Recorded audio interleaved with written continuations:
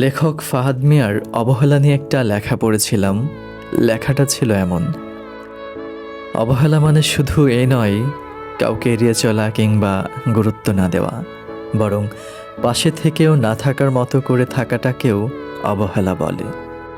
একটা মানুষকে ধরার মতো করে না ধরা কিংবা ছেড়ে দিতেও অনীহা দেখানো, অথবা অবহেলা সহ্য করতে না পেরে মানুষটা নিজে থেকে সরে যেতে চাইলে তাতে আপত্তি করাটাও চরম অবহেলা।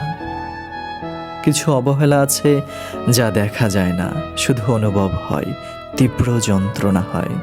আর এরকম অবহেলা যারা করে তারা কখনোই স্বীকার করতে চায় না যে তারা অবহেলা করছে। অবহেলার আরেকটা রূপ হচ্ছে অনীহা। কারো প্রতি হুট করে আগ্রহ হারিয়ে ফেললেই মানুষ তার প্রতি অনীহা প্রকাশ করে, তবে এটা সহজে বুঝতে দিতে চায় না তারা।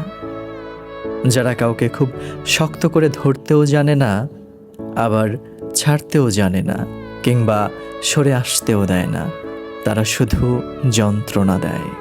আর এমন সাংঘাতিক অবহেলায় যারা শিকার, অবহেলার আসল রূপটা তারাই খুব ভালো অনুধাবন করতে পারে।